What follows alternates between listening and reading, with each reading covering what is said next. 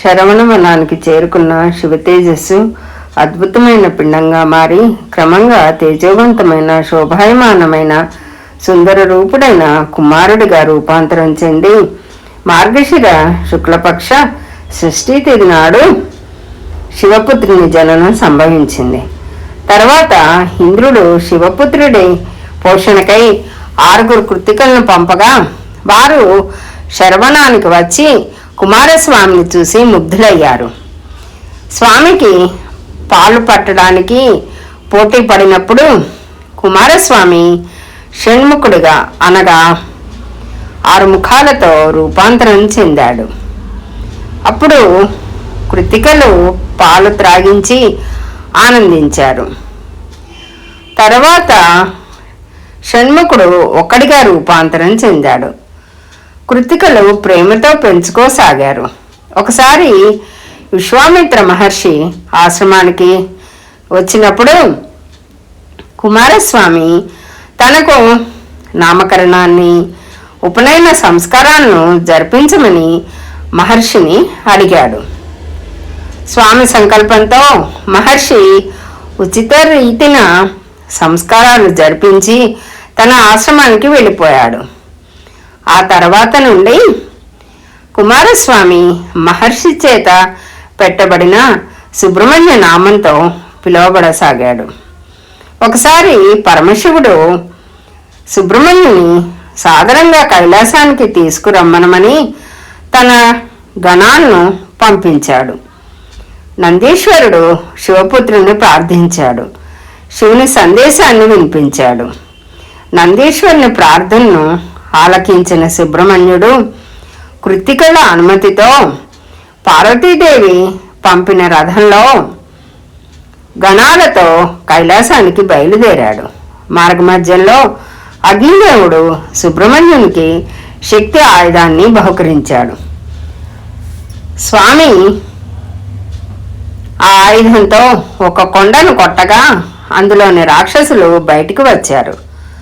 స్వామి వారితో యుద్ధం చేసి చాలామంది రాక్షసులను మట్టిపెట్టాడు. తర్వాత శివగణాలతో కైలాసానికి చేరుకున్నాడు.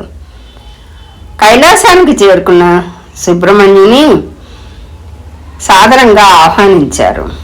స్వామి తన చర్యలతో అందరికీ సంతోషాన్ని కలిగించసాగాడు. ఒకసారి పరమశివునికి కుమారునికి మళ్ళీ సంస్కారాలు జరిపించాలన్న సంకల్పం కలిగి దేవతలందరినీ ఆహ్వానించాడు. అప్పుడు స్వామికి చాలా పేర్లు పెట్టబడ్డాయి. కుమారుడు దినదిన ప్రవర్ధమానం చెందసాగాడు. ఈ క్రమంలో స్వామికి కొండలంటే ప్రీతి కలిగింది. ఒకసారి స్వామి మేరుపర్వత శిఖరాన్ని గట్టిగా పట్టుకుని ఊపడంతో లోకాలన్నీ ఊగిపోసాగాయి. అప్పుడు బ్రహ్మదేవుడు స్వామిని ఆపే బాధ్యతను ఇంద్రుడికి అప్పగించాడు. ఇంద్రుడు కుమారస్వామితో ఆ పర్వతం ఆట వస్తువు కాదు, క్రిందికి దిగి రమ్మనమని అడిగాడు. స్వామి నన్ను యుద్ధంలో ఎవరైనా గెలిస్తేనే క్రిందికి వస్తానని సమాధానం ఇచ్చాడు. తప్పనిసరి పరిస్థితుల్లో యుద్ధానికి తలపడ్డాడు. ఆ క్రమంలో కుమారస్వామి నుండి 4 అవతరించారు. వారు ఇంద్రునితో యుద్ధానికి తలపడ్డారు. అప్పుడు కుమారస్వామి శక్తిని గ్రహించిన ఇంద్రుడు దేవతలతో పాటుగా ప్రార్థించాడు. స్వామి ఆ ప్రార్థనను ఆలకించి ఇంద్రుణ్ణి వదిలేశాడు. అప్పుడు దేవగురువైన బృహస్పతి, దేవా, తారకాది రాక్షసులను సంహరించవలసి ఉంది. ఇప్పుడు నీ శక్తి నిరూపణ వల్ల దేవతలకు నీపై విశ్వాసం కలిగింది. కొండ దిగిరమ్మనమని ప్రార్థించగా స్వామి క్రిందికి దిగాడు. కుమారస్వామి దేవతలతో కలిసి కైలాసానికి వచ్చాడు. దేవతలు పరమశివునితో, స్వామి కుమారస్వామి 7వ సంవత్సరంలోనికి వచ్చాడు. పట్టాభిషేకం చేసి తారకాసుర వధకై అనుజ్ఞ ఇవ్వవలసిందని విన్నవించారు. పరమేశ్వరుడు సంతోషించి దేవతలందరి సమక్షంలో మహాసేనాపతిగా పట్టం కట్టి ఉత్సవం జరిపించాడు. పుత్రునికి శక్తి ఆయుధాన్ని బహుకరించాడు. దీనితో 2 శక్తి ఆయుధాలు లభించాయి. తర్వాత దేవతలందరూ తాము బహూకరించాలనుకున్న ఆయుధాలు, శస్త్రాలు, అస్త్రాలు, రకరకాల వస్త్రాలను, వివిధ వస్తువులను బహూకరించారు. గౌరీదేవి మయూరాన్ని బహూకరించింది.